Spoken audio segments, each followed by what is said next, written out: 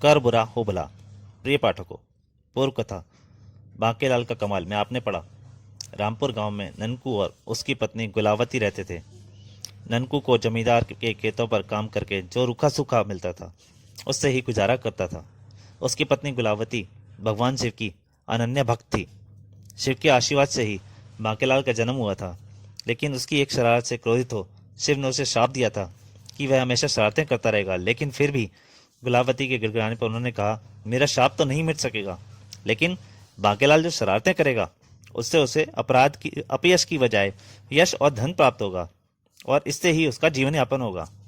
इसी तरह शरारतें करते और यश और धन कमाते बांकेलाल का जवान हो गया। एक बार उसकी शरारत के गांव के लोग भयानक बाढ़ से बचे। जब विशालगढ़ के राजा विक्रम सिंह को बांकेलाल के कारनामों की खबर मिली तो उन्होंने अपने मंत्री धर्म सिंह को भेजकर बांकेलाल को बुलवाया। लेकिन महल में पहुंचते ही बांकेलाल के दिमाग में मंत्री के खिलाफ ही एक शरारत को लाने पड़ी। अब आगे पढ़ें। यदि मैं महाराज से कह दूं कि यहाँ लाते समय उनके मंत्री ने मेरे साथ बहुत बुरा सलूक किया तो महाराज तुरंत ही उसे मंत्री पद से हटा देंगे और उसकी जगह जो नया मंत्री पद संभालेगा वह अपने मंत्री बनने का मुझे मानेगा और फिर वह खुश होकर मुझे इनाम भी दे सकता है। इधर राजा विक्रम सिंह ने पूछा, क्या सोचने लगे बांकीलाल? यदि कोई बात में अनमन हो तो निसंकोच सोच कहो। ए हाँ, गुस्ताखी माफ हो महाराज, पर यह सच है कि मुझे यहाँ किसी कैदी की तरह लाया गया है। क्या मतलब? तुम क्या कहना चाहते हो बांकीलाल? महाराज, दरअसल आज मेरी तबीयत कुछ खराब थी। यही बात मैं बार बार मंत्री धर्म सिंह के सामने दोहराता रहा, पर मेरी बात सुने बगैर मुझे अपमानित कर जबरदन यहाँ लाया गया। क्या? ऐसा बुरा व्यवहार राज अतिथि के साथ? ठीक है, हम धर्म सिंह को उसकी गुस्ताखी की सजा कल भरे दरबार में देंगे। दूसरे दिन दूसरे दिन राज दरबार में, धर्म सिंह, तुमने हमारी चेतावनी के बावजूद ही कल बांकेलाल को लाते समय उनके साथ दुर्व्यवहार किया। क्षमा महाराज, मेरे कई बार आग्रह करने के बावजूद भी यह हमारे साथ आने को तैयार न थे और बीमार होने का बहाना कर रहे थे, अतः विवश हो। खामोश धर्म सिंह, हम कुछ सुनना नहीं चाहते। तुमने न केवल राज अतिथि का अपमान किया बल्कि राजाज्ञा का उल्लंघन भी किया है। इसकी सजा के तौर पर हम तुम्हें इस समय मंत्री पद से हटाते हैं। मंत्री धर्म सिंह सह स्वीकार कर लिया। जो आ गया महाराज जी। बाकी सारे दरबारी देखने लगे। क्या? पर बांकेलाल बहुत खुश था। अब आया मजा। कमबख्त बांकेलाल से करता था, कह रहा था दरबार दरवाजा तोड़ दूंगा, जल्दी से तैयार होकर हमारे साथ चलो, नहीं तो हम तुम्हें जबरन मंत्री से ले चलेंगे। बड़ाया मंत्री कहीं का। पर तभी उसका ध्यान राजा की तरफ गया, जो उस समय बेहद चिंतित नजर आ रहे थे। गुस्ताखी माफ हो महाराज, आप कुछ चिंतित नजर आ रहे हैं। हाँ बांकेलाल, हमने धर्म सिंह के वफादार बुद्धिमान मंत्री को भरे दरबार से अपमानित कर पद से हटाने में बहुत दुख हुआ है। उफ, अब मैं इतना जिम्मेदारी भरा पद किसे सौंपूं? धर्म सिंह, तुमने हमारी चेतावनी के बाद भी ऐसी क्यों गलती की जिसे हम चाहकर भी क्षमा नहीं कर सकते? राजा विक्रम सिंह बहुत दुखी थे। तभी विक्रम सिंह के राज्य का विशेष सलाहकार हसमुख बोला, महाराज की जय हो। आपको इस विषय में ज्यादा सोचकर परेशान हो नहीं होना चाहिए। तुम नहीं जानते हसमुख, यह अपने आप में एक बहुत ही गंभीर मामला है। जाने मुझे क्यों ऐसा महसूस हो रहा है कि मैंने धर्म सिंह के साथ अन्याय किया है। आपने कोई अन्याय नहीं किया महाराज, बल्कि अपने राजनीति के स्वयं साथ बुरा बर्ताव करने वाले के उचित दंड देकर धर्म का पालन किया है।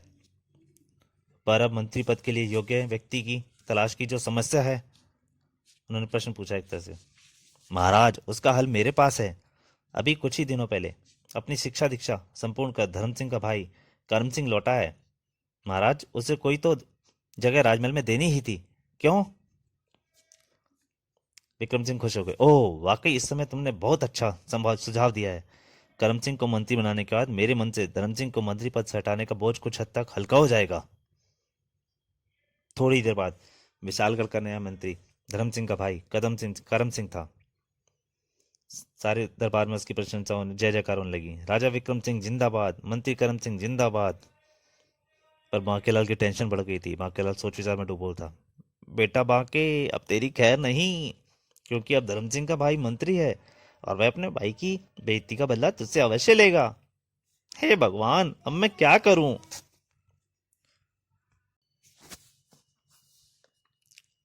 उसके दिमाग में एक नया विचार आया और वह तुरंत जय जयकार करने के नारे से बोला, वाह वाह, जय जयकार हो महाराज की। महाराज की न्यायप्रियता के विषय में जितना सुना था उससे भी अधिक न्यायप्रिय पाया आपको। जय हो महाराज की, जय हो महाराज की। सब चौंक कर बांकीलाल की तरफ देखने लगे। राजा विक्रम सिंह ने पूछा, क्या मतलब बांकीलाल, तुम क्या कहना चाहते हो? गुस्ताखी माफ हो महाराज। दरअसल मैंने आपकी न्यायप्रियता की काफी चर्चा सुनी थी और इसलिए मैंने यह झूठ बोला था कि मुझे लाते समय मंत्री ने मेरे साथ बुरा बर्ताव किया। मैं आपके न्याय के अंदाज को देखना चाहता था। उफ बांकेलाल, यह तुमने मेरे और मेरे न्याय के साथ बहुत कठोर परीक्षा ली है।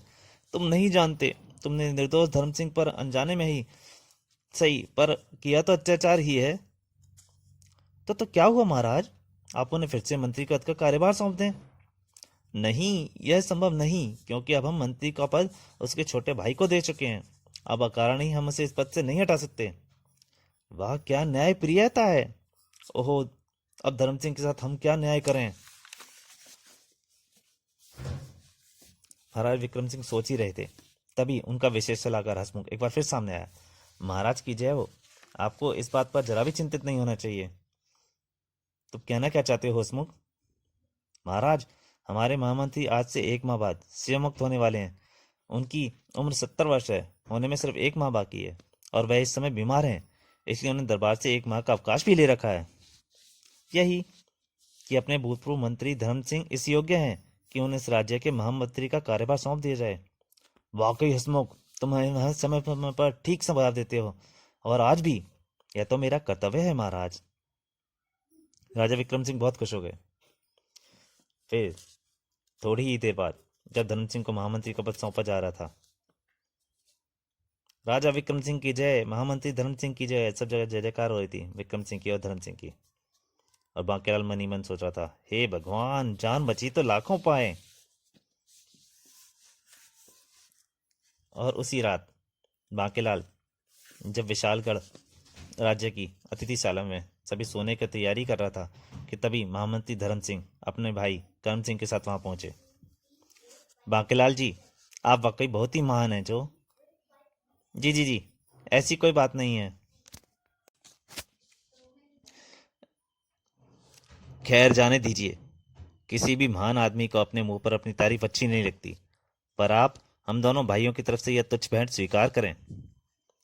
और बांकेलाल मन ही मन अपनी पीठ ठोक रहा था, शाबाश बांके, किस्मत हो तो तेरी जैसी। फिर तभी से बांकेलाल विशालगढ़ के राजमहल के राज अतिथि के रूप में गैर मौज मस्ती छान रहा था। वाह, क्या स्वादिष्ट भोजन है। और ये मिठाई, आहा आहा, मजा आ गया शाही पकवानों का। किंतु बांकेलाल अभी शाही पकवानों का पूरा स्वाद भी न ले पाया था कि वह एक दिन बुरी तरह बौखला गया। हुआ ये कि एक दिन महाराज विक्रम सिंह का दरबार लगा हुआ था और बांकेलाल राज अतिथि के रूप में विशेष सिंहासन पर बैठा दरबार में और सारी चल रही कार्रवाई देख रहा था। तभी दरबार में एक पहरेदार ने प्रवेश किया। महाराज की जय हो। कहो द्वारपाल, क्या चाहते हो? महाराज, उधमपुर के राजदूत पधारे हैं। वे अपने महाराज का आपके लिए संदेश लाए हैं। राजा की आज्ञा पाकर द्वारपाल उधमपुर के राजपूत को सम्मानपूर्वक दरबार ले आया। आइए राजदूत जी, विराजिए, कहिए कैसे आना हुआ। विशालगढ़ के महाराज की जय हो। हमारे महाराज ने आपके लिए विशेष संदेश भेजा है। हम्म। महामंत्री धर्म सिंह ने दस्तावेज राजदूत के हाथ से लेकर महाराज की तरफ बढ़ाया। विक्रम सिंह बोले, महामंत्री जी, इसे आप भरे दरबार में पढ़िए। जो आ गया महाराज।